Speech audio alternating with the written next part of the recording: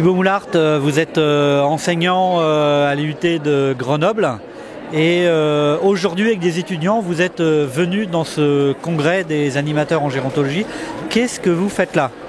Alors, qu'est-ce qu'on fait là? On donne l'envie à des étudiants de licence pro, donc bac plus 3, de s'intéresser à l'animation en gérontologie pour qu'ils se disent que demain, qu'ils soient dans le service à domicile, en EHPAD ou en résidence autonomie, peu importe, qu'ils mettent une dose d'animation dans leur métier. Donc pour moi, c'était important qu'ils se situent dans les enjeux actuels, les enjeux politiques aussi de l'animation.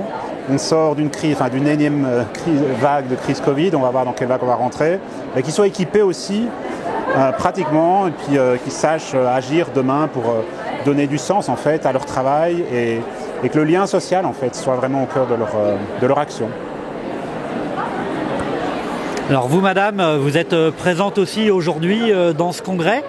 Vous êtes jeune, on peut toujours se demander qu'est-ce que les jeunes font dans un congrès où on parle des vieux. Qu'est-ce que vous y trouvez? En fait, je pense que c'est pas seulement des vieux, ça reste des personnes.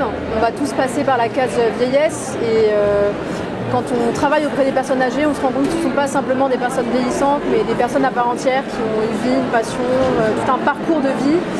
Et moi, de mon côté, c'est vraiment partie du terrain, cette envie de travailler avec les personnes âgées, puisque j'ai travaillé en tant qu'auxiliaire de vie une année. Et c'est vraiment le contact auprès des personnes qui m'a donné envie de travailler avec les personnes âgées. Alors vous développez des compétences particulières dans ce cadre de cette formation d'IUT. Qu'est-ce que ça va vous apporter de plus par rapport, je dirais, aux compétences humaines que vous aviez initialement? Alors déjà, il y a énormément de professionnels différents parce que quand on parle des personnes âgées, on parle des EHPAD, on parle des services d'aide à la personne, mais il y a énormément de manières d'être vieux en fait, il y a énormément de cas différents. Donc vraiment cette approche du vieillissement, c'est important d'avoir une formation, je pense, par rapport à toutes ces questions, que ce soit sur le plan psychologique, sur le plan sociologique, en fait sur tous les plans, parce que vieillir, ça s'applique aussi à l'espace. Le vieillissement, c'est vraiment une question multiple et c'est pour ça que je pense que c'est important d'être formé et que moi, j'ai pas envie d'avoir un seul angle, mais en avoir plusieurs. Et demain, une fois que vous aurez terminé cette formation, est-ce que vous avez déjà une idée du métier que vous auriez envie de faire? Alors moi, pour l'instant, j'aimerais travailler dans une structure d'aide à la personne et à domicile. J'ai pas encore bien défini mon projet professionnel, mais c'est vrai que moi ce qui m'intéresse c'est la dimension psychologique aussi, le fait de travailler avec les personnes, pas uniquement sur la question du soin, mais également sur l'aspect psychologique, donc voir comment développer ce point-là dans les services d'aide à la personne. C'est mon projet. Merci beaucoup. Thibaut Moulart, on parlait de ce travail de formation qui est fait à Grenoble. Il n'y a pas des IUT dans toute la France qui forment au métier de la coordination et de l'accompagnement à ce niveau. Quelles sont les originalités de cette formation pour permettre d'avoir des acteurs professionnels formés et compétents? Alors, on n'est pas le seul IUT à faire cette formation. Il y en a à Brest, à Paris, dans le sud de la France aussi.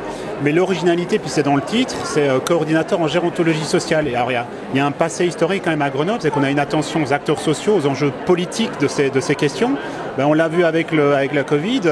Est-ce qu'on a demandé la parole aux personnes peut-être? Ça, c'est une vraie question politique. On peut se demander, est-ce que demain, et on essaye de former les étudiants à ça aussi, comment ils vont aller saisir vraiment la parole des personnes âgées, des aînés, qu'ils soient à domicile, en EHPAD, peu importe, j'ai envie de dire.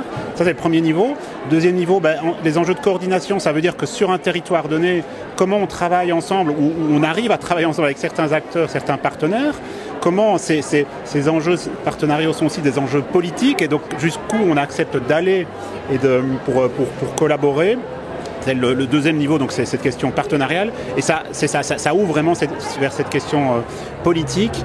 C'est bien de former des étudiants aux dimensions psychologiques, aux techniques, au management, tout ce qu'on veut, mais s'ils n'ont pas un sens, même situé et politique de leur action, finalement ça ne sert pas à grand chose. Donc vraiment que leur métier demain, orienté de nouveau, je reviens sur cette histoire de lien, de sens, soit vraiment ancré sur ce qui les intéresse eux, mais ce qui intéresse les personnes, la vie des personnes, la vie de leurs collègues professionnels aussi. Merci beaucoup pour votre engagement lors de ce congrès et bonne route à tous les deux pour continuer vers ces beaux métiers. Merci beaucoup. Merci. Merci.